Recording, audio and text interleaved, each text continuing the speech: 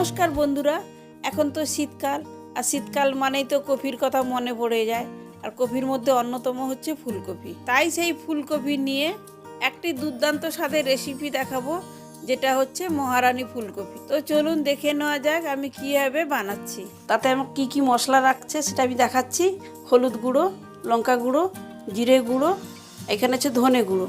আচ্ছা, এখানে হচ্ছে চারমগজ, আর এটা হচ্ছে পোস্ত, এটা তিল, এটা কাজু, এখানে কিশমিশ নিয়েছি, এখানে ঘি নিয়েছি, এখানে যে গোলাপ জল নিয়েছি, আর এটা হচ্ছে তেজপাতা, শুকনো লঙ্কা, গোটা গরম মশলা। এটা নিয়েছি ফেটানো টক দই, কাশ্মীরি রেড চিলি পাউডার, পেঁয়াজ কুচি, রসুন আর একটু আদা।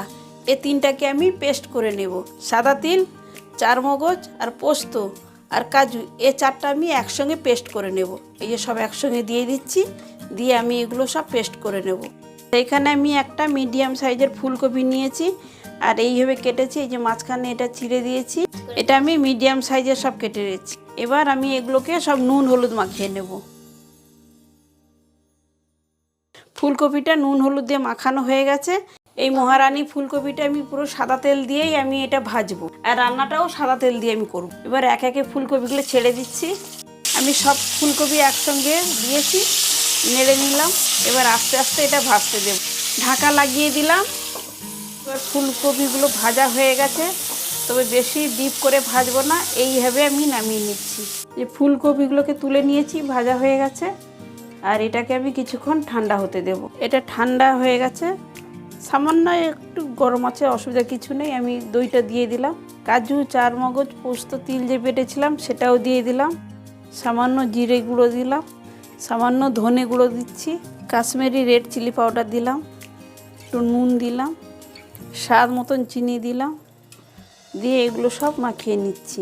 সব মাখানো হয়ে গেছে, আমি 10 থেকে 15 মিনিটের মতন ঢাকা দিয়ে রেখে দেব।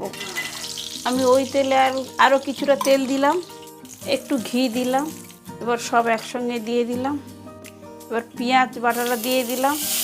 এখানে পেঁয়াজ, আদা, রসুন আর আমার মনে হলো তাই আমি একটা কাঁচা লঙ্কা দিয়েছি। আপনাদের ইচ্ছা হলে দেবেন, না হলে দেবেন না। একটু লঙ্কার গুঁড়ো দিলাম।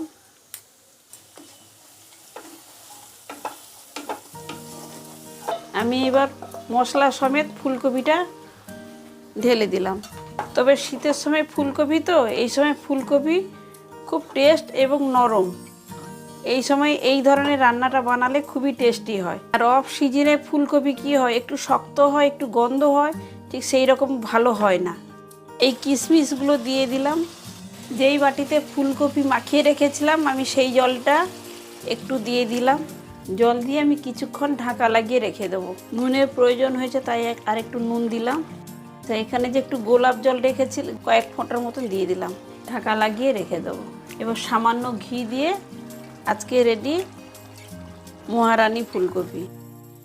আমি একটি প্লেটে সার্ভ করে নিয়েছি, আর ওপর থেকে রোস্টেড চারমগজ ছড়িয়ে দিলাম।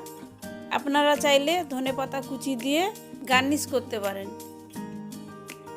বন্ধুরা, এই মহারানী ফুলকপিটা এতটাই দুর্দান্ত হয়েছে যে আপনাদের বলে বোঝাতে পারবো না। আর এটা হচ্ছে রুটি, লুচি, পরোটা, নান, ফ্রাইড রাইস দিয়ে আপনারা খেতে পারেন, এবং আত্মীয় স্বজনরা এলে আপনারা এইভাবে অনায়াসে বানিয়ে খাওয়াতে পারেন। আজকের মতন আসি, আবার পরের ভিডিওতে দেখা হবে। ধন্যবাদ।